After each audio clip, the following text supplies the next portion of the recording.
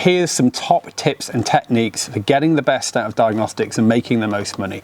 Number one, don't rely on diagnostic trouble codes. They can lead up a blind alley. Make sure that you're using live data. Number two, don't Google it. Everybody Googles it. I Google it, and you look at it and think, oh, this is going to be this. And actually, a lot of the time, you're down a blind alley because it's an unqualified guy who just happens to have found this, blah, blah, blah. And you may as well go into a pub and ask a dog behind the bar half of the time, because your car's different. It's bound to have a different fault. You go down a blind avenue. Yes, certain cars have certain problems. Yes, we all know that. But please don't do it. Just do the fault yourself and verify it, because it never bloody works out, believe me. Number three, always, always, always charge. When you plug a tool in, that tool is cost you money somewhere along the line. There's a tool sat on my knee here which is years old. I'm sure that probably cost me £5,000 however many years ago. It's still being paid for somewhere along the line with all of its software updates. So you've got to manage your customers' expectations. Let's call this number four, manage your customers' expectations properly. So you're going to say to them, right, I'm a trained person who's going to plug into your car with a proper OE tool in some cases. This is going to cost me some money. I'm going to get you the results. And what I'm going to do with you is share you those results. And we're going to work on what's wrong with your vehicle. I'm not doing it for free. You wouldn't expect a plumber to turn up at your house and go, ooh, I think it might be that.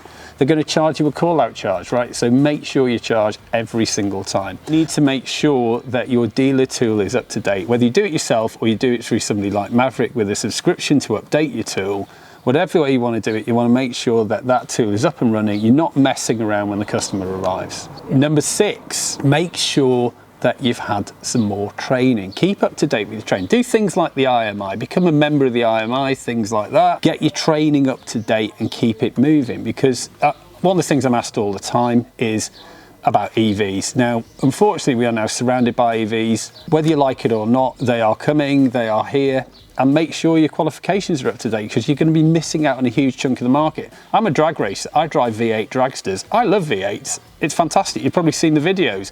But unfortunately, most of the time now I have to work on EV and hybrid vehicles. Boring, yes, but true. So get with the program, boys and girls. Diesels are not going to be around forever. Number seven, make sure that you invest in staff and time with staff as well. And what I mean by that is make sure that your staff are looked after, because one thing we're finding in this industry is more and more people leaving to go to other industries. So number eight, to maintain your staff in the future, what you're going to need is something very, very simple that you've all heard of, and most of the workshops that I deal with, apart from the bigger guys, have not done. You need a plan.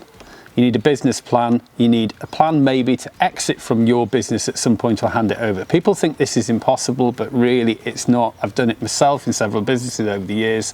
You've basically got to have an idea of where the business is moving. If you're working hand to mouth, day to day, I don't know what's coming in tomorrow, I don't know what's coming in the day after, you're not going to succeed. You need to sit back and think, how are we going to get this to work smarter for ourselves?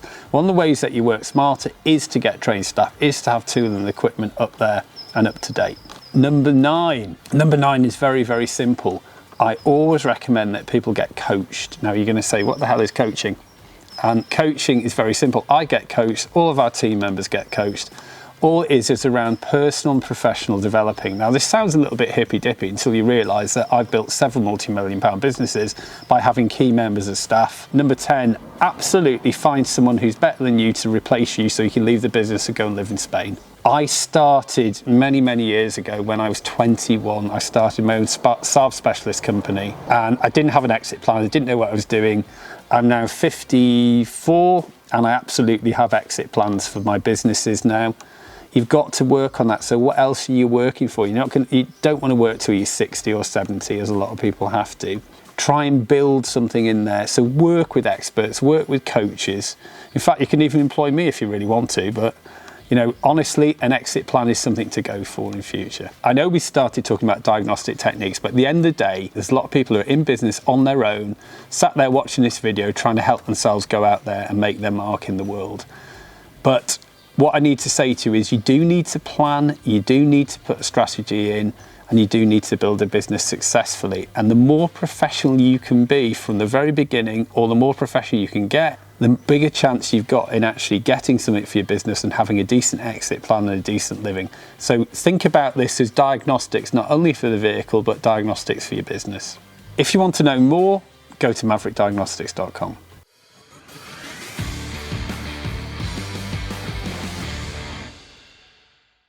Absolutely find someone who's better than you to replace you so you can leave the business and go and live in Spain. That's it. End video. Yeah, end video.